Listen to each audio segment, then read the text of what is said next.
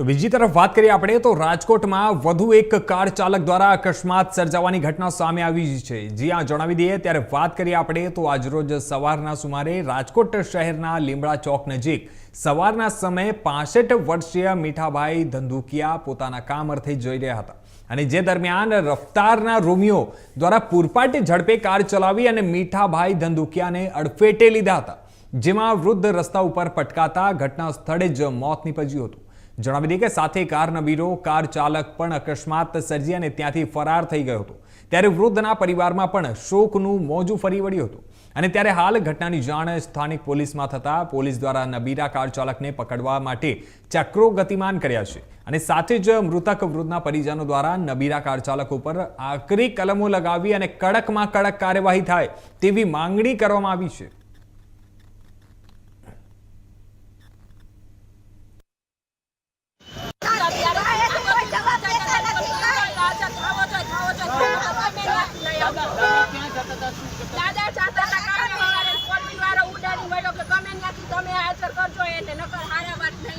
મળે ને ત્યાં લગી અમારી કાર્યવાહી ચાલુ રહેવી જોઈએ, ત્યાં લગી અમને બધાને સપોર્ટ મળવો જોઈએ। આ એક્સિડન્ટ બન્યું છે અને 4 વ્હીલ વાળો એ જાતા હતા સેન્ટિંગ કામમાં અને એ લોકો 4 વ્હીલ વાળો ઉડાડીને વયો ગયો છે છૂટે છૂટ આવીને। અમારે ન્યાય જોઈશે। તો હાલ હવે આ સમાચાર પર વધુ વિગતવાર વાત કરવા માટે જોડાઈ ગયા છે અમારા સંવાદદાતા પ્રતીક લીંબાણી રાજકોટથી। જી પ્રતીક, હમણાં હાલમાં જે પ્રકારે આ ઘટના બની છે આજે સવારે શું છે પેલા સમગ્ર માહિતી આપો।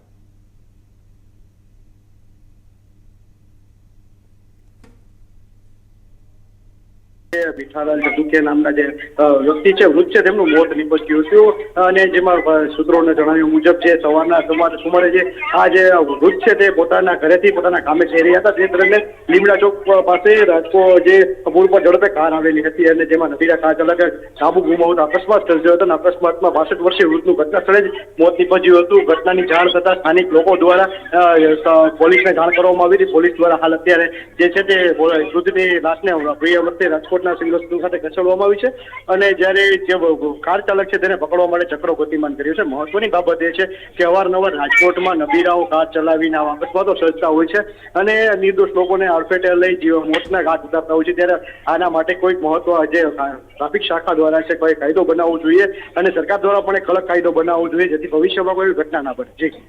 જી પ્રતીક, આપણે વાત કરીએ હમણાં હાલમાં તો કાર ચાલક વિશે અત્યાર સુધીમાં શું માહિતી મળી રહી છે? કાર ચાલક કોણ હતો, તેની કઈક ઓળખ થઈ છે કે શું છે સમગ્ર માહિતી?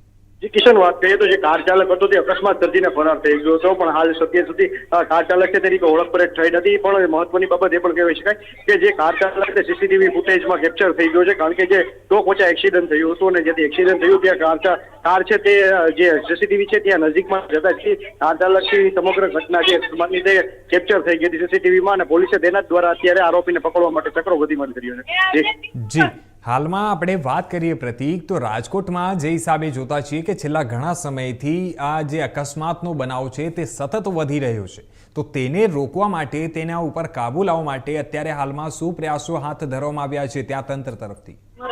જી કિશોર, વાત કરીએ તો જે રીતે પોલીસ છે તે અત્યારે કામગીરી તો કરી જ રહી છે પણ આના માટે જે પરિવાર છે જે મોતને ભેટ્યા છે જે વૃદ્ધ તેનો પરિવાર એક આક્રંદ કાઢી રહ્યો છે અને જે માંગ કરી રહ્યો છે કે આ બાબતે સરકાર કડક પગલાં લે અને આવા જે નબીરા હોય છે કાર ચાલક હોય છે જે પુલ પર ઝડપે કાર ચલાવી અકસ્માત સર્જતા હોય છે તેના ઉપર કડકમાં કડક કાર્યવાહી કરે, ઉદાહરણ કાર્યવાહી કરે જેથી કરી ભવિષ્યમાં કોઈ નિર્દોષોને આવા નબીરાઓ છે તે અડફેટે ના લે। ત્યારે આના માટે પણ સરકાર પણ અત્યારે જેટલી કે ગંભીર થઈ છે અને રાજકોટ પોલીસ પણ એટલી ગંભીર થઈને અત્યારે આવા નબીરાને પકડવા માટે અત્યારે હાથ પેટમાં પ્રયત્નો કરી રહી છે। જી ધન્યવાદ પ્રતીક, અમારી સાથે જોડવા માટે અને આ તમામ જાણકારી અમને આપવા માટે। હવે